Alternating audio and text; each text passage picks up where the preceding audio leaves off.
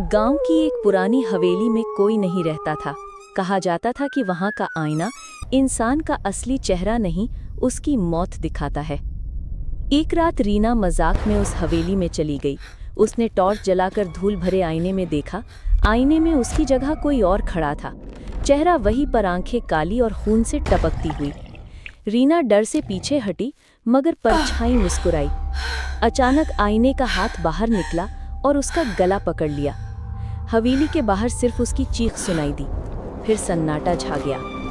उसके बाद से अब आईने में दो परछाइयां दिखाई देती हैं। उत्तर प्रदेश के छोटे से गांव गंगासर की रातें वैसे तो आम होती थीं। अंधेरा, लालटेन की रोशनी और बारिश की टपटप। मगर उस रात सब कुछ बदला। 4 बच्चे बरसाती टीन की छत तले बैठे थे। इंतजार था रामबली चाचा का, गांव के बुजुर्ग डाकिया, जिनकी कहानियां अंधेरे में परछाई जैसी लगती थीं। चाचा आए, गीला गमछा कंधे पर, टॉर्च हाथ में। बच्चे उत्सुक थे। आज कुछ सच्चा सुनाइए चाचा, कोई सपना नहीं। चाचा ने गंभीर होकर कहा, ये कहानी नहीं, वो रात है जब मैं मौत के सामने खड़ा था। उन्होंने किस्सा शुरू किया। जब वो जवान थे, चिट्ठियां पहुंचाकर देर रात गांव लौट करे थे। चारों ओर खेत, कीचड़, बिजली की कौंध और सियारों की डरावनी आवाज। तभी पीपल के पेड़ के पास लाल साड़ी वाली औरत मिली। वो बिना आवाज की चलती रही, न कदमों की आहट, न छींटों की खनक।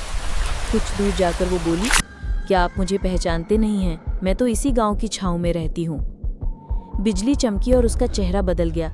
खाली आंखें, उल्टे पैर और दांतों भरी हंसी। डर के चाचा बांस के मनहूस रास्ते पर दौड़े। वहां एक झोंपड़ी दिखी। अंदर जाकर दरवाजा बंद किया।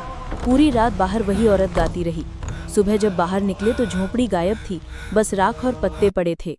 वहां एक पत्थर पर लिखा था, महातांत्रिक सोमदत्त का साधना स्थल, जो छाँव में आए छाँव का हिस्सा बने। बच्चों की सांसें थम गईं। चाचा ने धीमे स्वर में कहा, वो औरत असल में उसी बालिका की आत्मा है जिसकी बलि तांत्रिक ने दी थी। उसकी मुक्ति अधूरी है। हर बारिश में वो नया शिकार तलाशती है। याद रखना, अगर कोई छाँव पुकारे तो जवाब मत देना,